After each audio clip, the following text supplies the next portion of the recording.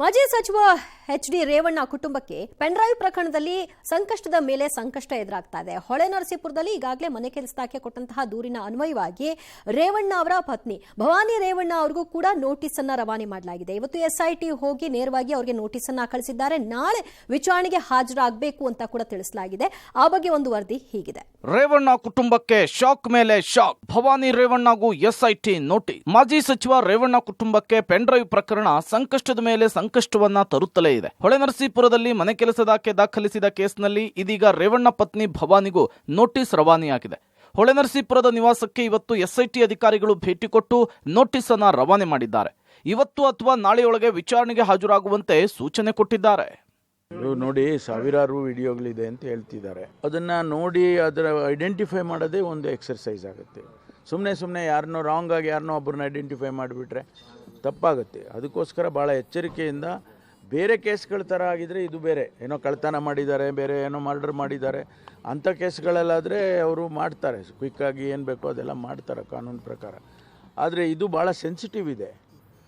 ಒಬ್ಬರ ಜೀವನ, ಒಬ್ಬರ ಒಂದು ಕುಟುಂಬದ ಜೀವನ, ಇವೆಲ್ಲ ಇದರಲ್ಲಿ ಅಡಗಿದೆ. ಅದಕ್ಕೋಸ್ಕರ ನಾವು ಏನೇ ಮಾಡಿದರೂ ಭಾಳ ಎಚ್ಚರಿಕೆಯಿಂದ. ತಡರಾತ್ರಿ ಎಸ್ಐಟಿ ರೇಡ್, ಶಾಕ್. ಮನೆ, ಫಾರ್ಮ್ ಹೌಸ್ ಮೇಲೆ ದಾಳಿ. ಇನ್ನು ಪೆನ್ಡ್ರೈವ್ ಕೇಸಿನ ತನಿಖೆ ತೀವ್ರಗೊಳಿಸಿರುವ ಎಸ್ಐಟಿ ಟೀಮ್ ರೇವಣ್ಣ ಅವರಿಗೆ ಶಾಕ್ ಮೇಲೆ ಶಾಕ್ ಕೊಡ್ತಿದೆ. ನಿನ್ನೆ ತಡರಾತ್ರಿ ಬೆಂಗಳೂರಿನ ಬಸವನಗುಡಿಯಲ್ಲಿರುವ ಮನೆ, ಹೊಳೆನರಸೀಪುರದ ಪಡವಲಹಿಪ್ಪೆಯ ಫಾರ್ಮ್ ಹೌಸ್, ಪ್ರಜ್ವಲ್ ರೇವಣ್ಣ ಅವರಿಗೆ ಸೇರಿದ ಫಾರ್ಮ್ ಹೌಸ್ ಮೇಲೆ ದಾಳಿಯನ್ನ ನಡೆಸಿ ಶೋಧವನ್ನ ನಡೆಸಿದ್ದಾರೆ. ಎಸ್ಪಿ ಸೀಮಾ ಲಾಟ್ಕರ್ ನೇತೃತ್ವದಲ್ಲಿ ದಾಳಿ ನಡೆದಿದ್ದು ಕೆಲವೊಂದು ಮಹತ್ವದ ಸಾಕ್ಷ್ಯಗಳನ್ನ ಕಲೆ ಹಾಕಲಾಗಿದೆ.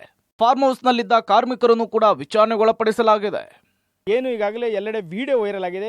ಆ ವಿಡಿಯೋಲಿ ಇರ್ತಕ್ಕಂತಹ ದೃಶ್ಯಗಳು ಎಲ್ಲಿ ಸೆರೆಯಾಗಿರುವಂಥದ್ದು ಎಸ್ಐಟಿ ತಂಡ ಈಗ ತನಿಖೆ ನಡೆಸಬಹುದು. ನಾವೀಗ ದೃಶ್ಯದಲ್ಲಿ ಗಮನಿಸಬಹುದು, ಇದು ಹೊಳೆನರಸೀಪುರ ತಾಲೂಕಿನ ಪಡುವಲೆಪ್ಪೆಯಲ್ಲಿ ಇರ್ತಕ್ಕಂತಹ ಎಚ್.ಡಿ. ರೇವಣ್ಣ ಅವರಿಗೆ ಸೇರಿದ ಒಂದು ಫಾರ್ಮ್ ಹೌಸ್. ಈ ಫಾರ್ಮ್ ಹೌಸ್ನಲ್ಲಿ ಏನಾದರೂ ವಿಡಿಯೋ ಚಿತ್ರೀಕರಣ ನಡೆದಿದೆ ಅನ್ನೋ ಬಗ್ಗೆ ತಡರಾತ್ರಿ ಎಸ್ಐಟಿ ಅಧಿಕಾರಿಗಳು ಆಗಮಿಸಿ ಇಲ್ಲಿ ಪರಿಶೀಲನೆ ನಡೆಸಿದ್ರು. ಈ ತೋಟದಲ್ಲಿ ಹೈನುಗಾರಿಕೆ ಇರ್ಬೋದು, ಅಲ್ಲದೆ ಇಲ್ಲಿರ್ತಕ್ಕಂತಹ ಕೆಲಸ ಮಾಡುವ ಕಾರ್ಯಕ್ರಮಗಳಿಗೆ ಮನೆಗಳನ್ನು ಸಹ ಕಟ್ಟಿಸಿಕೊಡಲಾಗಿದೆ. ಅವರೆಲ್ಲರೂ ಸಹ ಬಿಹಾರ ಹಾಗೂ ಅಸ್ಸಾಂ ಮೂಲದ ಕಾರ್ಮಿಕರಾಗಿದ್ದಾರೆ. ಇದಾದ ಬಳಿಕ ಅವರು ಹೊಳೆನರಸೀಪುರ ತಾಲೂಕಿನ ಮತ್ತೊಂದು ಗ್ರಾಮದಂತ ಗನ್ನಿಕಡ ಹಾಗೂ ಚನ್ನಪಟ್ಟಣ ತಾಲೂಕಿನ ಕಾಮೇಲಿ ಗ್ರಾಮಕ್ಕೂ ಸಹ ತೆರಳಿದರೆ ಆ ಎರಡೂ ಗ್ರಾಮಗಳಲ್ಲಿ ಪ್ರಜ್ವಲ್ ರೇವಣ್ಣ ಅವರು ಹಾಗೂ ಸೂರಜ್ ರೇವಣ್ಣ ಅವರು ಸೇರಿದಂತಹ ಫಾರ್ಮ್ ಹೌಸ್ಗಳಿವೆ.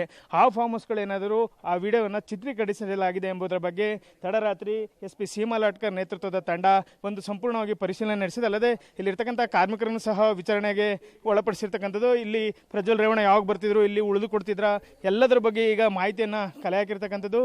ಇದಾದ ಬಳಿಕ ಏನು ಹೊಳೆನರಸೀಪುರದ ನಿವಾಸ, ಹಾಸನದ ಆರ್ಸಿ ರಸ್ತೆಯಲ್ಲಿರುವ ಸಂಸದ ಪ್ರಜ್ವಲ್ ರೇವಣ್ಣ ಅವರ ನಿವಾಸದಲ್ಲೂ ಸಹ ವಿಡಿಯೋ ಚಿತ್ರೀಕರಣ ಮಾಡಲಾಗಿದೆ ಎಂಬ ಆರೋಪಗಳು ಕೇಳಿ ಬರ್ತಿದೆ. ಹಾಗಾಗಿ ಆ ವಿಡಿಯೋಗಳನ್ನು ಆಧರಿಸಿ ಏನು ಲೈಂಗಿಕ ದೌರ್ಜನ್ಯ ನಡೆದಿರ್ತಕ್ಕಂತಹ ಸ್ಥಳಗಳಿದೆ ಅವನ್ನ ಪರಿಶೀಲನೆಗೆ ಈಗ ಎಸ್ಐಟಿ ತಂಡ ಮುಂದಾಗಿರ್ತಕ್ಕಂಥದ್ದು. ಅಲ್ಲದೆ ಏನು ದೌರ್ಜನ್ಯಕ್ಕೆ ಒಳಗಾದಂತಹ ಸಂತ್ರಸ್ತೆಯರೇನಿದ್ದಾರೆ ಅವರನ್ನು ಸಹ ಇನ್ನೇನು ಕೆಲವೇ ಕ್ಷಣಗಳಲ್ಲಿ ಅಥವಾ ಕೆಲವೇ ಗಂಟೆಗಳಲ್ಲಿ ಈಗ ಕರೆತರ್ತಾರೆ. ಹೊಳೆನರಸೀಪುರದ ಪಡುವಲೆಪ್ಪೆ ತೋಟ ಇರ್ಬೋದು, ಗನ್ನಿಕಡ ಹಾಗೂ ಕಾಮಿನಹಳ್ಳಿಯ ಫಾರ್ಮ್ ಹೌಸ್ ಇರ್ಬೋದು, ಇಲ್ಲಿ ತಂದು ಸ್ಪಾಟ್ ಮಾಜರನ್ನು ಸಹ ಮಾಡ್ತಾರೆ.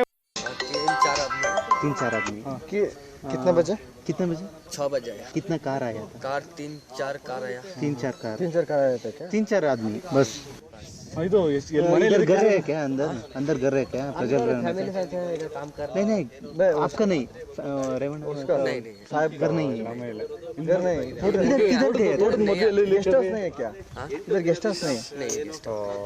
हम नहीं, हम जानते ना, हम काम करने वाला। ಹೊಳೆನರಸೀಪುರದ ಸಂತ್ರಸ್ತೆ ನಾಪತ್ತೆ. ಮಗನ ದೂರಿನ ಅನ್ವಯ ಓರ್ವ ವಶಕ್ಕೆ. ತನಿಖೆಗೆ ಬರ್ತೀನಿ ಅಂದ ನವೀನ್ ಗೌಡ. ಈ ಎಲ್ಲ ಬೆಳವಣಿಗೆಗಳ ನಡುವೆ ಹೊಳೆನರಸೀಪುರದಲ್ಲಿ ಸಂತ್ರಸ್ತೆ ನಾಪತ್ತೆಯಾಗಿದ್ದಾರೆ. ಸಂತ್ರಸ್ತೆಯ ಮಗ ಕೊಟ್ಟ ದೂರಿನ ಅನ್ವಯ A2 ಆರೋಪಿ ಸತೀಶ್ ಬಾಬು ಎಂಬಾತನನ್ನ ಪೊಲೀಸರು ವಶಕ್ಕೆ ಪಡೆದು ವಿಚಾರಣೆ ನಡೆಸಿದ್ದಾರೆ. ಮತ್ತೊಂದು ಕಡೆ ಪೆನ್ಡ್ರೈವ್ ಹಂಚಿಕೆಯ ಆರೋಪ ಹೊತ್ತಿರುವ ಜಮೀರ್ ಆಪ್ತ ನವೀನ್ ಗೌಡ, ಇದುವರೆಗೂ ನನಗೆ ಯಾವುದೇ ನೋಟಿಸ್ ಬಂದಿಲ್ಲ, ನೋಟಿಸ್ ಬಂದ್ರೆ ಎಸ್ಐಟಿ ಮುಂದೆ ಹಾಜರಾಗ್ತೀನಿ ಅಂತ ಹೇಳಿದ್ದಾರೆ.